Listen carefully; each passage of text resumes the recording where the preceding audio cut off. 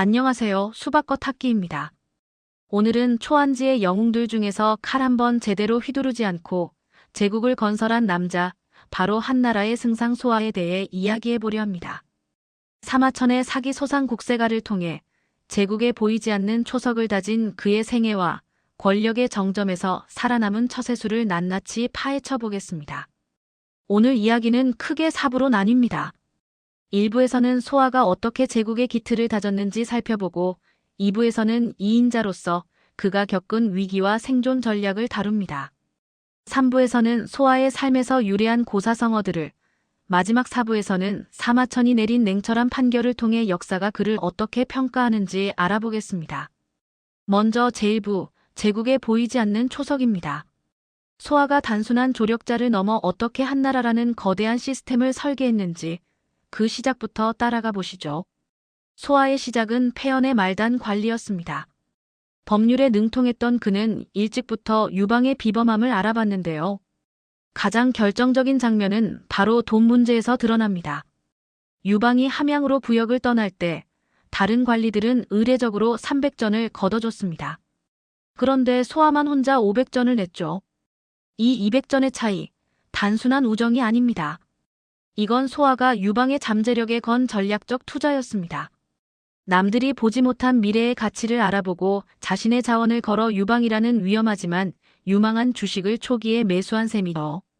이건 주종관계가 아니라 완벽한 공생적 동맹의 시작이었습니다.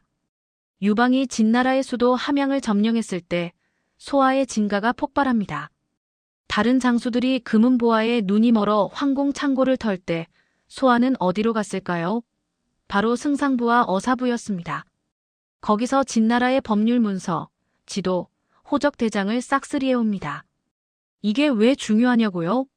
항우가 나중에 함양을 불태워버렸기 때문이죠. 소아가 챙겨온 이 문서들 덕분에 유방은 천하의 요새가 어디인지, 인구가 어디에 몰려있는지, 경제력이 어디서 나오는지 손바닥 보듯 알게 되었습니다. 사마천은 이 장면을 두고 이렇게 평가합니다. 다른 이들은 전쟁의 전리품을 보았지만 그는 통치의 도구를 보았다. 남들이 당장의 승리에 취해 있을 때 소아는 이미 국가 건설이라는 장기 프로젝트를 가동하고 있었던 겁니다.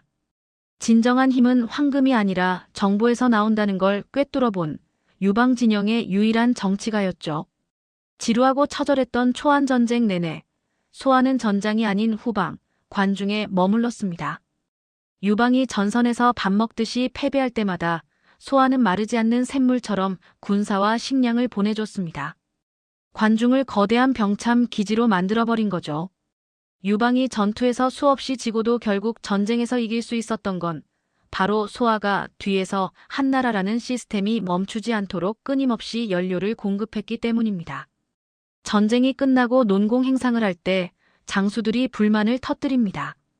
목숨 걸고 싸운 건 우린데 왜 분만 놀린 소아가 1등 공신입니까? 이때 유방이 기가 막힌 비유를 하죠. 너희는 사냥감을 쫓는 사냥개고 소아는 그 사냥개의 목줄을 쥐고 지시하는 사냥꾼이다. 사냥개는 도구일 뿐 사냥의 판을 짜고 자원을 통제하는 건 사냥꾼이라는 겁니다. 소아의 행정력이 없었다면 승리 자체가 불가능했다는 그야말로 승리의 필수 조건임을 천명한 것입니다. 그리고 소아의 또 다른 위대한 업적, 바로 소아 월하추한신입니다. 달밤에 허락도 없이 말을 달려 누군가를 쫓아가는 소아. 유방은 소아가 도망가는 줄 알고 기겁했죠. 하지만 그가 데려온 건 도망치던 한신이었습니다. 소아는 유방에게 말합니다. 한신은 국사무상, 나라에 둘도 없는 인재입니다. 단순히 쓸만한 장수가 아니라 천하를 얻으려면 반드시 필요한 대장군감이라고 강력하게 천거하죠. 유방조차 알아보지 못한 한신의 천재성을 소아는 단번에 알아봤습니다.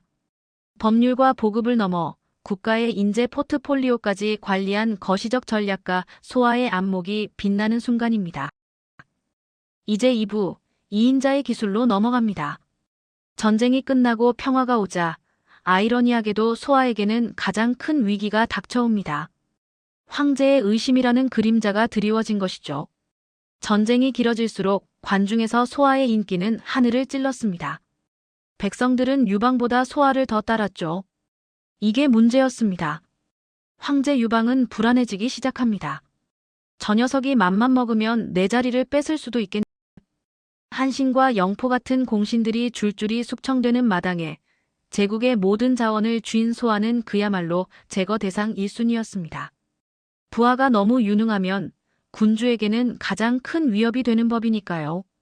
살아남기 위해 소아는 철저하게 자신을 낮추고 망가뜨립니다. 첫째, 전쟁터에 나갈 수 있는 친척들을 몽땅 징발해서 유방에게 보냅니다. 사실상 인질로 바치며 딴 마음이 없음을 증명한 거죠. 둘째, 일부러 백성들의 땅을 헐값에 강매하고 뇌물을 받아 옥에 갇힙니다. 스스로 탐욕스럽고 흠있는 인간이라는 평판을 만든 겁니다.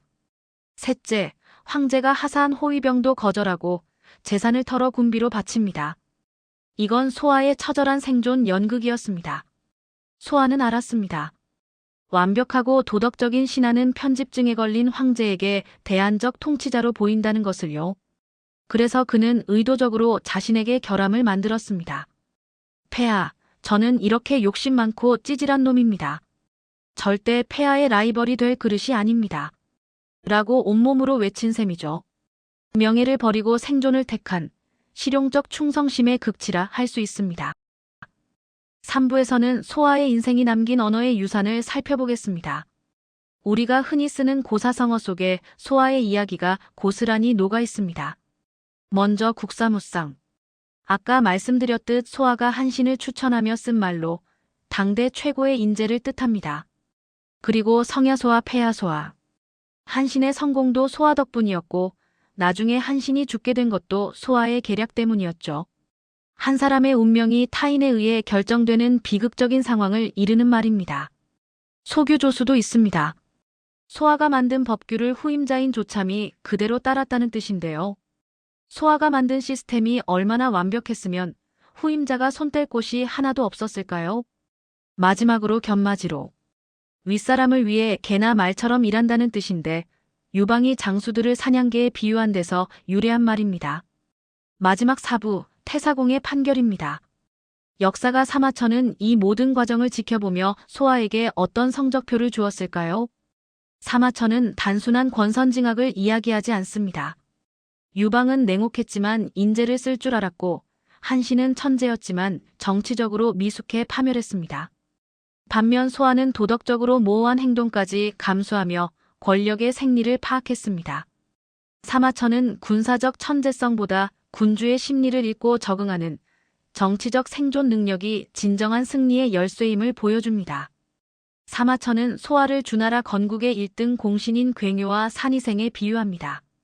이건 정말 엄청난 찬사입니다. 화려한 정복 전쟁보다 조용히 법을 만들고 제도를 다진 행정가의 업적을 더 높이 평가한 것입니다.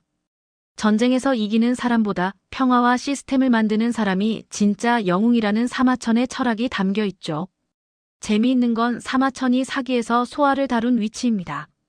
보통 신하들은 열전에 기록되는데 소아는 제후들을 다루는 세가에 포함되어 있습니다. 한신 같은 명장들도 열전에 있는데 말이죠. 이건 사마천이 편집자로서 소아를 장군들보다 명백히 윗길로 대우했다는 결정적인 증거입니다. 칼보다 부시, 파괴보다 건설이 더 위대하다는 무언의 메시지인 셈입니다. 결론입니다. 소아는 한나라라는 거대한 제국의 설계도를 그렸고 목숨을 건 처세술로 그 설계도가 완성될 때까지 살아남았습니다. 그의 삶은 우리에게 묵직한 교훈을 줍니다. 제국은 말 위에서 쟁취할 수는 있어도 말 위에서 다스릴 수는 없다. 진정한 승리는 쟁취하는 것이 아니라 건설하고 유지하는 데 있다는 것을 소아는 온몸으로 증명했습니다. 오늘 수박겉 학기에서는 설계자이자 생존자였던 소아의 삶을 들여다봤습니다. 여러분이 생각하는 최고의 2인자는 누구인가요? 댓글로 남겨주세요. 구독과 좋아요는 제국의 기틀을 다지는 데 큰 힘이 됩니다. 감사합니다.